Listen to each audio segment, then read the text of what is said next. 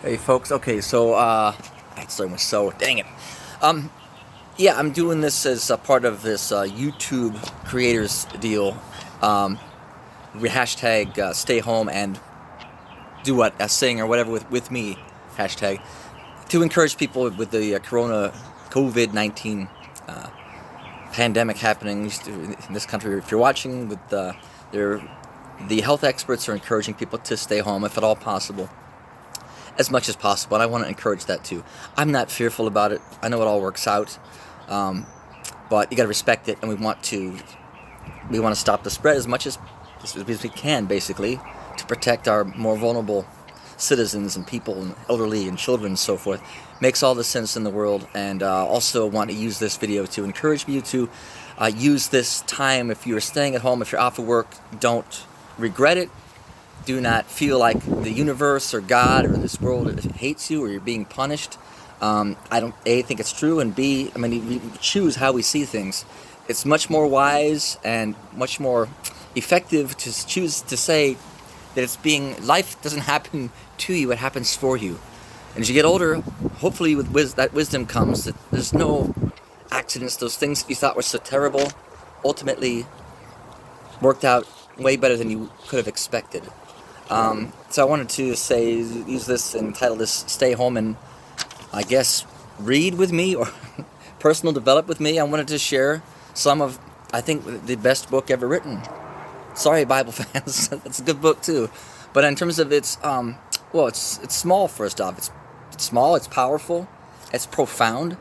I call it the blueprint for life. If you want to live a real life of energy and enthusiasm, make your impact on the world, and I mean, have fun in life and help the world and live a satisfying life.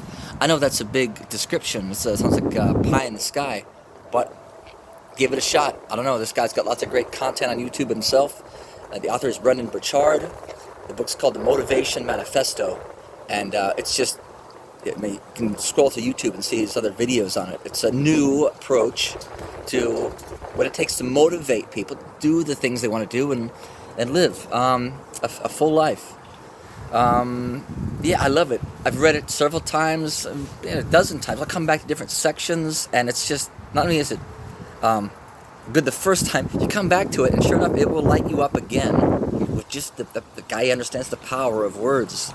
And in researching and preparing for this book, he studied revolutionist rhetoric, the effective speakers, with words said effectively and presented at the right time, the right way.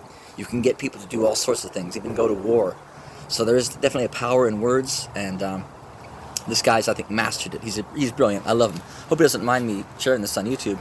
I'm not putting any monetizing this channel at all. I don't want Snickers and Cheetos or Candy Crush advertising. I don't want random ads on my videos. I'll make my money elsewhere.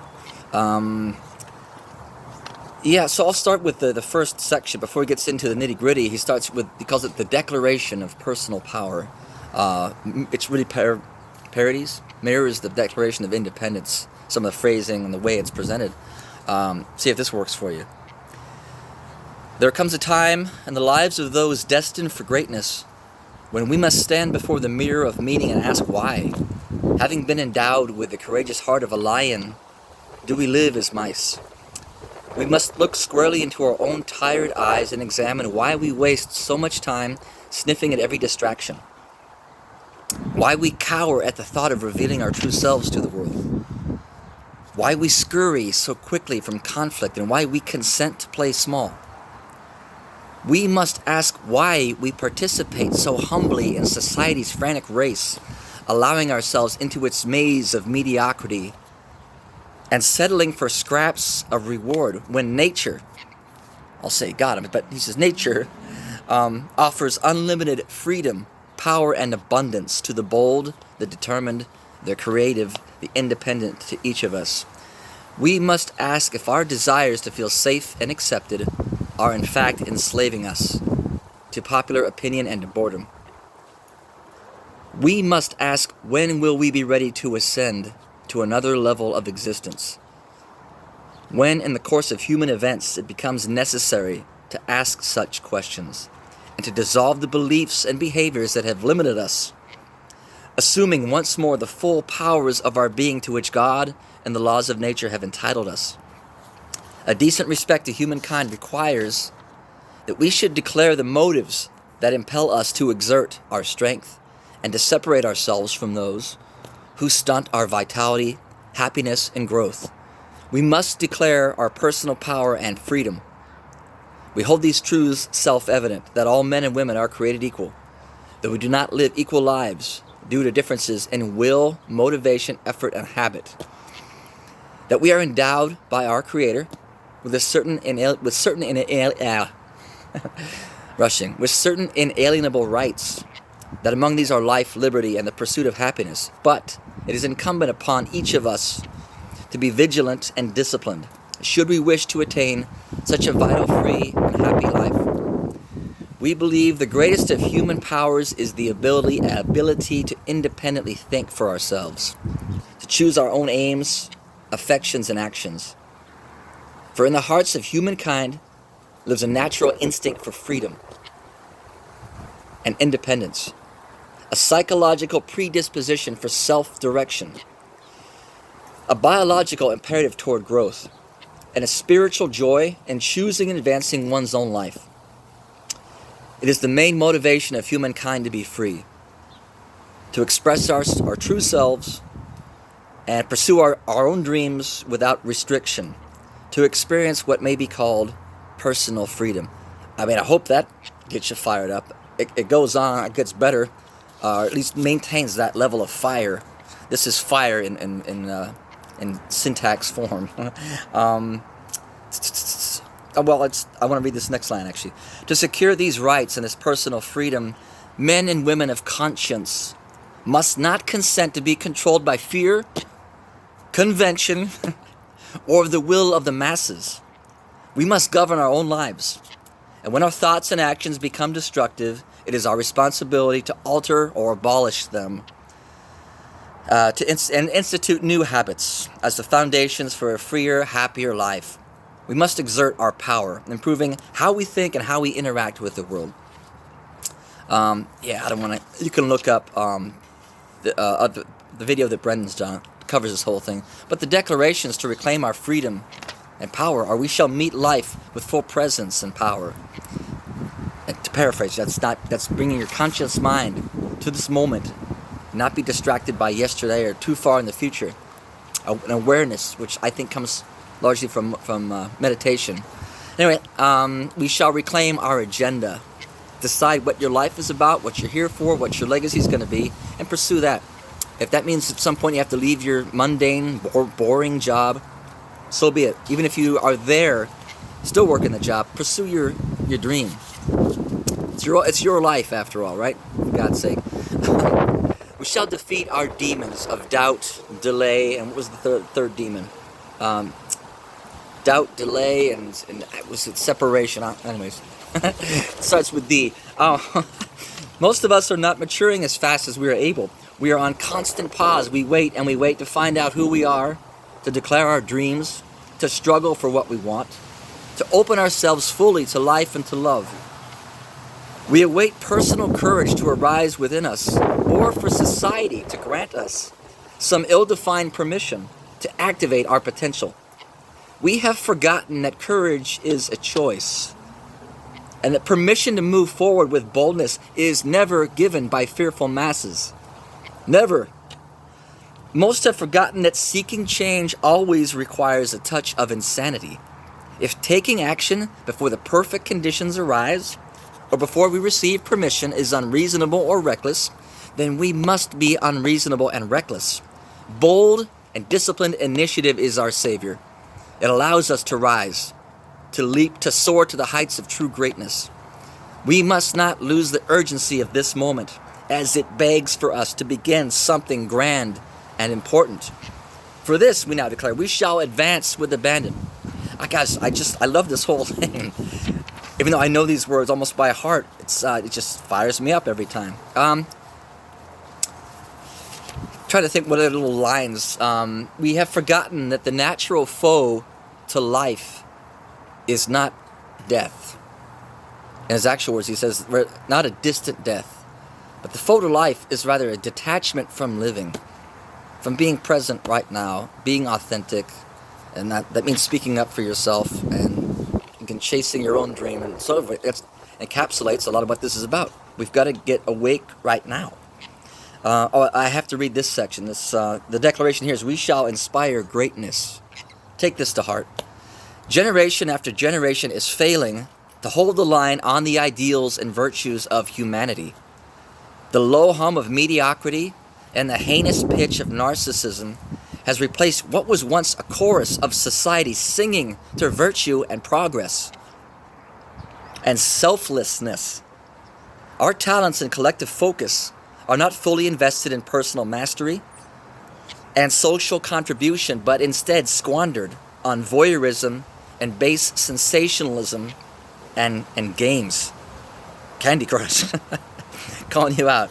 Too often we don't call out a wrong, like when we get cheated in the 2016 election out of Bernie Sanders. We don't call out a wrong or expect ourselves or others to act with routine integrity, excellence, or love. There's been a worldwide failure in leadership, birthing an apathetic populace, unjustifiable poverty, unconscionable greed, and a globe ravaged and booby-trapped by war.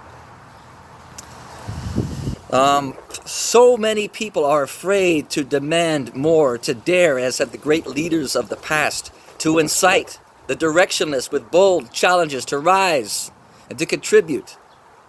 We must do better. From the squalor of a contaminated moral environment must surface an honorable few, unafraid to challenge the direction of the world. For this we now declare, we shall inspire greatness. And I wrote a book a few years back. It's got a channel called The Evolution of Love. No one watches it.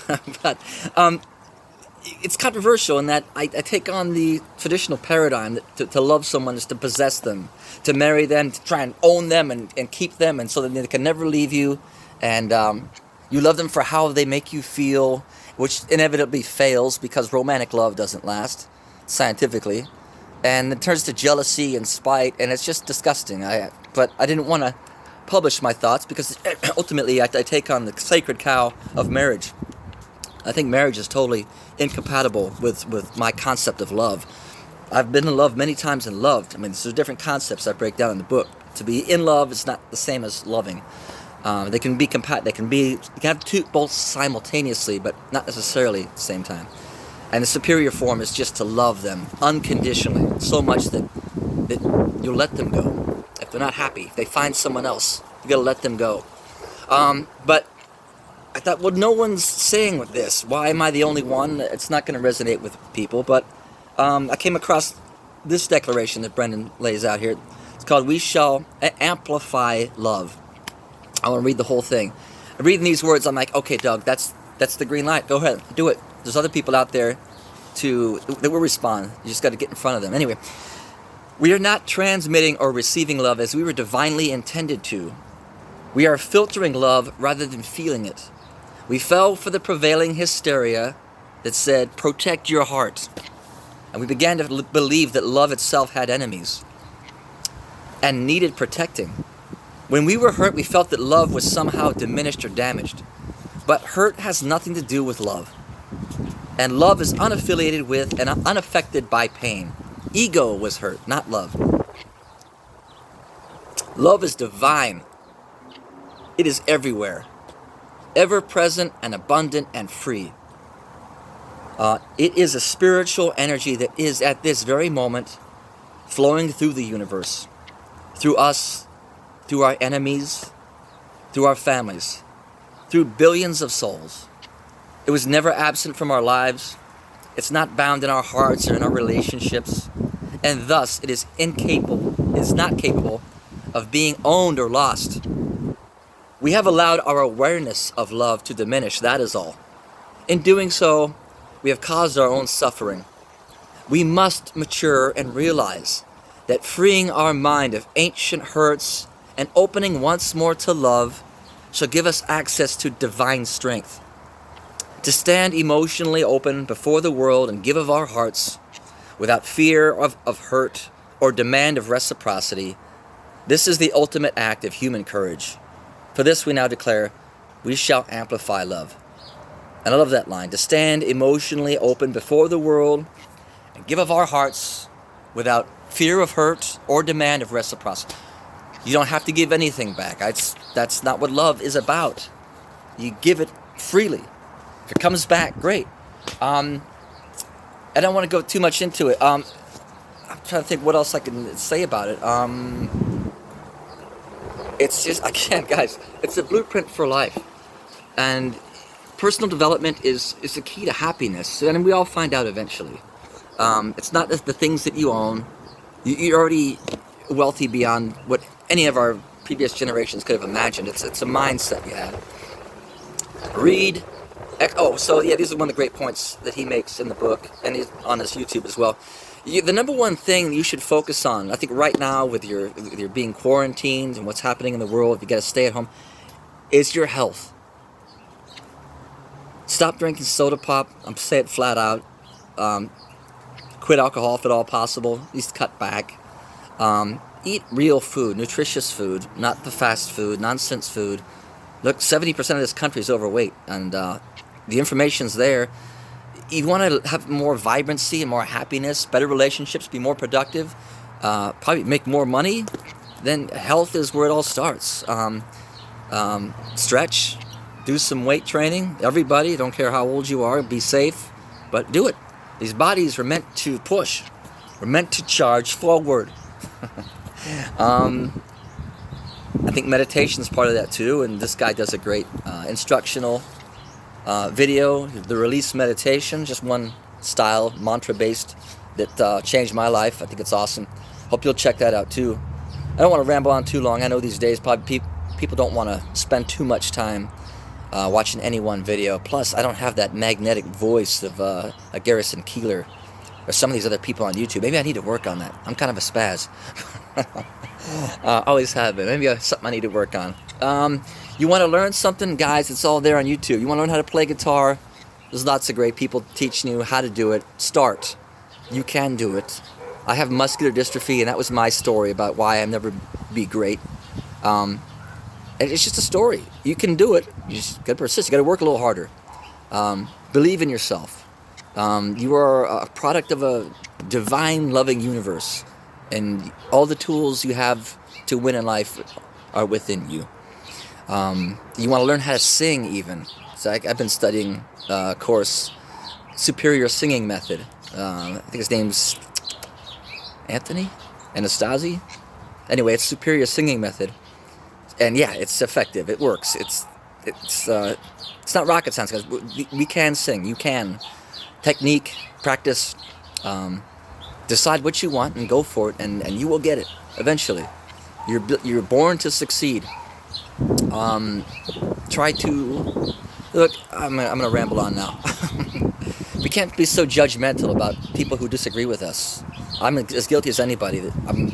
I believe in the science of climate change. It means it's obvious. And I used to think people are stupid who don't agree with me. They can't grasp it. Well, that's not fair. I mean, people are presented with their own information that they've obtained through their own course of life and have their own brain to determine what's true and what's not.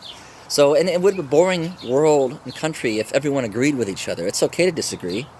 But because of that, and because it's a democracy, then we have to find a way to have effective communication, to listen to each other better, without expectation that we're going to automatically change each other's perspective within that 15-minute conversation. Bring down the energy, the anger, tone it down, and listen to it. And then move forward. Try to find some common ground. What can we agree on? And that's how progress is made. If we remain just bitter enemies, then progress isn't made, and then wars happen. And I don't think there's any more time for that. So anyway, stay safe, stay home if you can, reach out to loved ones, use this time that you have as quarantine productively. To me, it's a gift from the universe, from God. That's how I see it. Not trying to sell you on it, but seeing it that way changes your whole mindset and your ability to take advantage of this opportunity. Things will change. Things will get better. They always do. Wish you well. Bye.